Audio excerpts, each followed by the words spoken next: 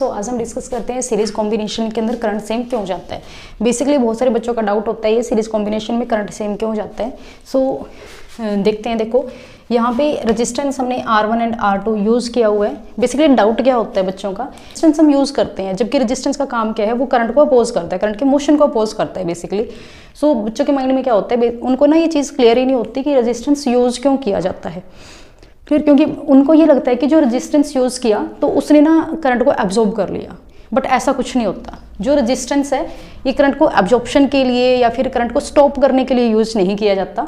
अब यहाँ पे अगर देखो करंट स्टॉप हो गया, फॉर एग्जांपल हम एज्यूम करते हैं कि रेजिस्टेंस लगे हुए हैं, रेजिस्टेंस ने करंट को स्टॉप करवा दिया। अब यहाँ से देखो इलेक्ट्रॉन फ्लो कर रहे हैं और करंट यहाँ से फ्लो कर रहा है।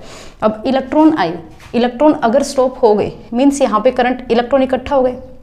अगर यहाँ पे इलेक्ट्रॉन इकट्ठा हो गए रेजिस्टेंस की वजह से, तो अब ऐसा तो नहीं है ना कि पीछे से इलेक्ट्रॉन फ्लो नहीं करेंगे। इलेक्ट्रॉन फ्लो करेंगे, इलेक्ट्रॉन और इलेक्ट्रॉन आएंगे। और हमें पता है नेगेटिव चार्ज क्या करता है, रिपेल करता है। रिपल्शन हो गई तो एक नेगेटिव चार्ज दूसरे नेगेटिव चार्ज के साथ रिपल्शन करेगा तो हमारा सर्किट ही ब्रेक हो जाएगा, जो वायर है वो फट जाएगी। और वैसे भी अगर इलेक्ट्रॉन यहाँ पे एक्यूमुलेट हो जाते हैं, स्टॉप हो जाते हैं, जमा हो जाते हैं, तो आगे जो करंट है वो फ्लो कर ही नहीं सकता क्योंकि इलेक्ट्रॉन के फ्लो की वजह से करंट फ्लो कर रहा है। जो सर्किट है वो हमारा ब्रेक हो जाएगा, फट जाएगी वायर। बट ऐसा तो हमने नहीं देखा कि वायर फट रही है। हो क्या रहा है बेसिकली यहाँ पे, जो करंट है वो डिपेंड करता है इलेक्ट्रॉन्स के फ्लो के ऊपर। जो करंट है हमारा, हमें पता है देखो चार्ज क्या होता है N/E। क्यों क्या है, charge is equal to N/E, number of electrons के ऊपर डिपेंड करता है। अब जितने इलेक्ट्रॉन्स फ्लो करेंगे, जितने इलेक्ट्रॉन यहाँ से निकले उतने ही इलेक्ट्रॉन पूरे सर्किट से फ्लो करेंगे।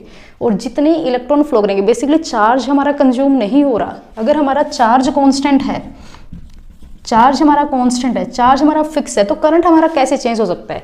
Because I is equal to Q/T। जो करंट है वो किसके ऊपर डिपेंड करता है, चार्ज के ऊपर डिपेंड करता है।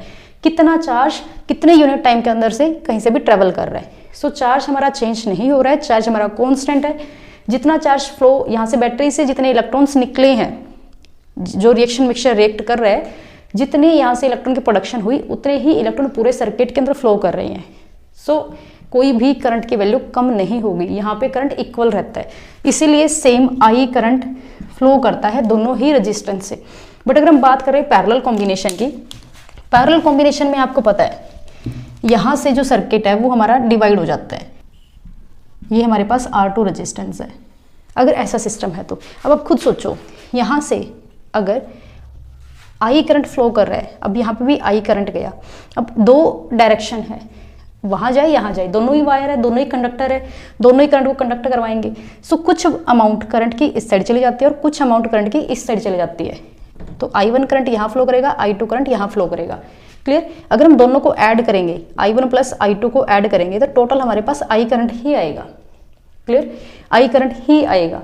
इसीलिए जब हम बात करते हैं पैरेलल कॉम्बिनेशन की, तो जो करंट है वो हमारा डिवाइड हो जाता है, करंट हमारा अलग अलग जाता है।